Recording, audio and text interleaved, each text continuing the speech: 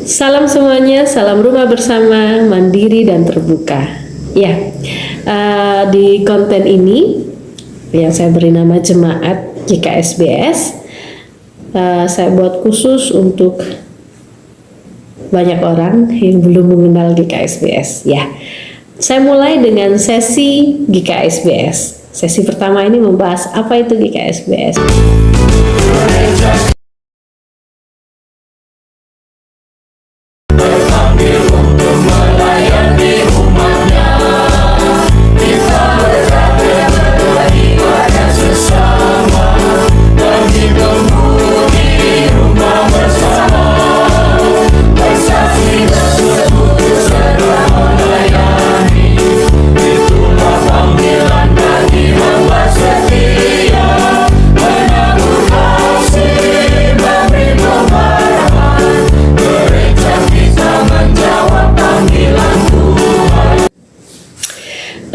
Tentu konten ini saya buat sebenarnya keresahan hati saya ketika saya berjumpa dengan orang baru, terlebih untuk orang-orang yang di luar Sumbaksel. Ketika berkenalan dari gereja mana begitu, saya akan sebut saya dari GKSBS.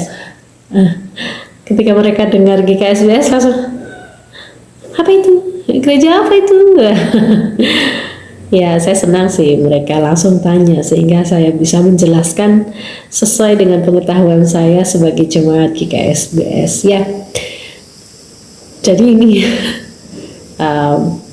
konten ini. Apa itu GKSBS? Oke. Sebelumnya GKSBS perlu diketahui bukanlah gereja suku, begitu. Bukan gereja suku, sekalipun sejarah sepertinya menunjukkan GKSBS itu adalah gereja suku, tetapi bukan. GKSBS adalah gereja daerah di Sumbaksel atau Sumatera bagian selatan. Ya, tentu identitas GKSBS sebagai gereja daerah di Sumbaksel ini memiliki keberagaman suku dan latar belakang budaya Sumbaksel, sehingga tidaklah tepat jika dibilang GKSBS adalah gereja suku. Ya, GKSBS dulu sebelum akhirnya memutuskan nama yaitu GKSBS memiliki beberapa nama, begitu. Nah, tentu ini punya latar belakang tersendiri, begitu, yang panjang, yang suatu saat di sesi yang lain saya akan membahas mengenai sejarah. Nah, GKSBS bermula dari orang-orang Kristen di Jawa, begitu, atau jemaat-jemaat milik gereja-gereja Jawa itu mengikuti program pemerintah di masa kolonial, begitu. Itu tahun 1936. Jadi jemaat-jemaat ini mengikuti program itu, transmigrasi di Sumatera, khususnya di Sumbaksel, gitu. Nah, menyadari bahwa banyak jemaat gereja Jawa yang mengikuti program pemerintah ini, mereka memutuskan untuk mengutus para pendeta untuk mencari dan mengumpulkan jemaat, begitu, di tanah transmigrasi. Begitu, setelah kumpul, ya inilah bentuknya begitu sekarang GKSBS ya. Nanti ada sesinya sendiri. Nah, kawan-kawan, lalu kapan berdirinya GKSBS? Berdirinya itu pada tanggal 6 Agustus tahun 1987, Sinode GKSBS berdiri, begitu. Nah, di tahun yang sama, Sinode GKSBS menetapkan sistem pemerintahan gereja.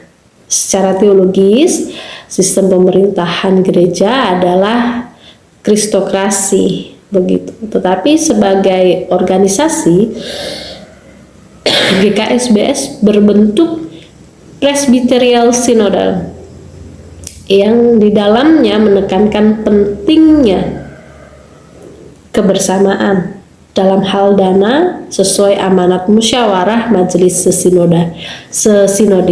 Tentunya kebersamaan bukan hanya masalah dana, tapi juga kehidupan berjemaat itu memang bersama atau istilahnya gotong royong. Nah,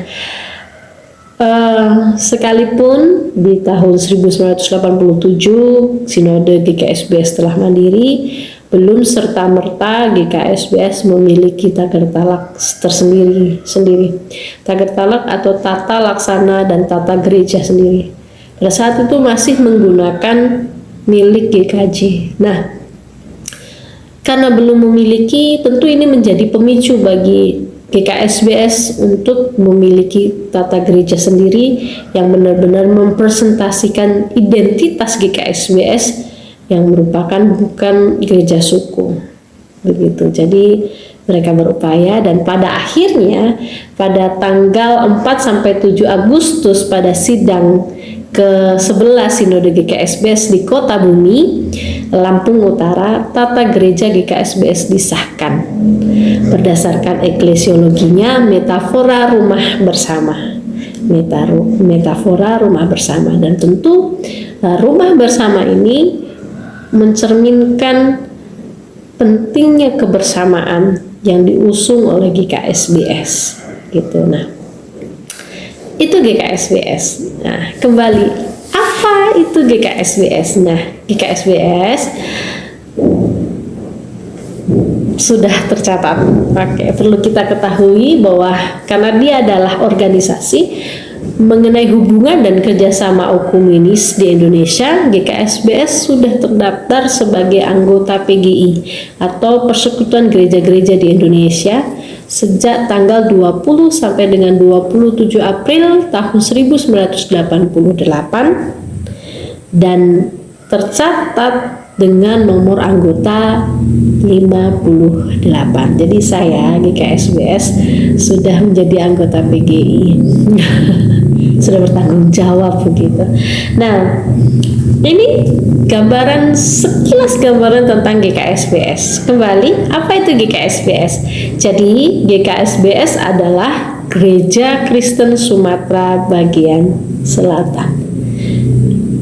Gereja Kristen Sumatera Bagian Selatan. Sekian dulu penjelasan mengenai GKSBS di sesi ini. Gereja Kristen Sumatera Bagian Selatan, rumah bersama, mandiri, dan terbuka.